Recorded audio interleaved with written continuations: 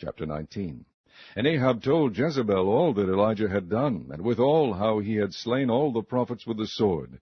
Then Jezebel sent a messenger unto Elijah, saying, So let the gods do to me, and more also, if I make not thy life as the life of one of them by tomorrow about this time. And when he saw that, he arose and went for his life, and came to Beersheba, which belongeth to Judah, and left his servant there.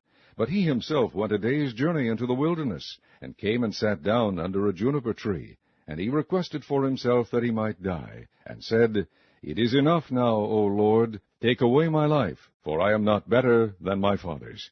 And as he lay and slept under a juniper tree, behold, then an angel touched him, and said unto him, Arise and eat.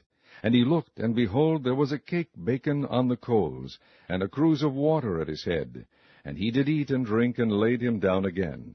And the angel of the Lord came again the second time, and touched him, and said, Arise and eat, because the journey is too great for thee. And he arose and did eat and drink, and went in the strength of that meat 40 days and 40 nights unto Horeb the mount of God. And he came thither unto a cave, and lodged there. And behold, the word of the Lord came to him, and he said unto him, What doest thou here, Elijah? And he said, I have been very jealous for the Lord God of hosts, for the children of Israel have forsaken thy covenant, thrown down thine altars, and slain thy prophets with the sword. And I, even I only, am left, and they seek my life to take it away. And he said, Go forth and stand upon the mount before the Lord. And behold, the Lord passed by, and a great and strong wind rent the mountains, and brake in pieces the rocks before the Lord. But the Lord was not in the wind. And after the wind an earthquake, but the Lord was not in the earthquake. And after the earthquake a fire, but the Lord was not in the fire. And after the fire a still small voice. And it was so, when Elijah heard it, that he wrapped his face in his mantle, and went out, and stood in the entering in of the cave. And behold, there came a voice unto him, and said, What doest thou here, Elijah? And he said, I have been very jealous for the Lord God of hosts, because the children of Israel have forsaken thy covenant, thrown down thine altars, and slain thy prophets with the sword, and I, even I only, am left, and they seek my life to take it away. And the Lord said unto him, Go, return on thy way to the wilderness of Damascus, and when thou comest, anoint Hazael to be king over Syria.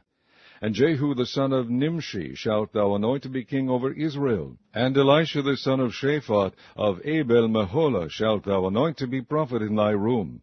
And it shall come to pass that him that escapeth the sword of Hazael shall Jehu slay, and him that escapeth from the sword of Jehu shall Elisha slay.